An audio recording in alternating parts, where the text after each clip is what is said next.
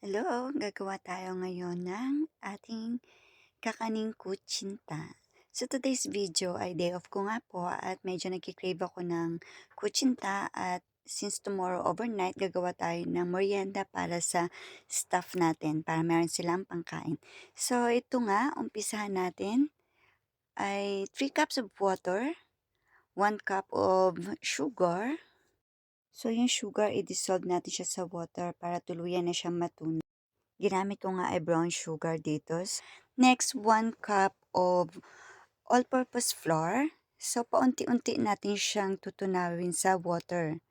Yan. Next, 1 cup of tapioca powder or pwede din yung cornstarch. Next, yung annatto powder, tinunaw lang po natin kasi wala tayong aswete dito. Next, paghalo-haluin lang po natin siya para tuluyan na ma-dissolve ang lahat ng powder. Pagkatapos, lagyan natin siya ng 1 tablespoon of lihiya. Ito yung pampakunat natin sa ating kutsinta. Next, para maging smooth ang texture ng ating kutsinta, so kailangan natin siyang salain gamit ng strainer para mawala o matanggal natin yung medyo buo-buo. So, meron nga akong ditong silicone molder which is may iba't ibang design siya. So, chinek ko muna kasi nagpakulo na ako ng water dito.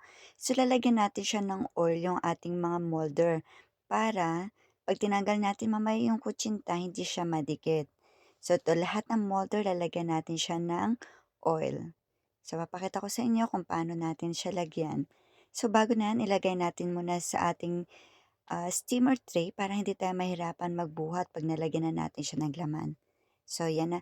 Continue natin siya halu-haluin yung kutsinta natin na mixture para hindi siya, kasi baka bumaba yung ibang mixture nito. So, lagay natin siya.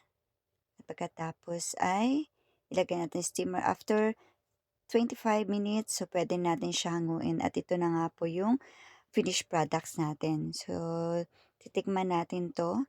So, i-stay cool muna natin siya at pagkatapos ay nag-ready na din ako ng ating filling. So, ginamit ako ng kondensada tapos yung nilagyan natin ng ating butter. So, pag okay na consistent nito, pwede mo na din siya hanguin. So, hindi ko na siya masyadong yung sobrang lapot. Pag lapot kasi sobrang tigas na yon. So, ito na yung ating kutsinta. Tatanggalin natin siya sa ating molder. So, itong ating pinaglagyan ng molder, nilagyan ko muna siya ng mantika. Ayan. So, kagandahan din ito ng silicone molder, no? Mabilis lang natin siya matanggal. Pipil off lang natin siya.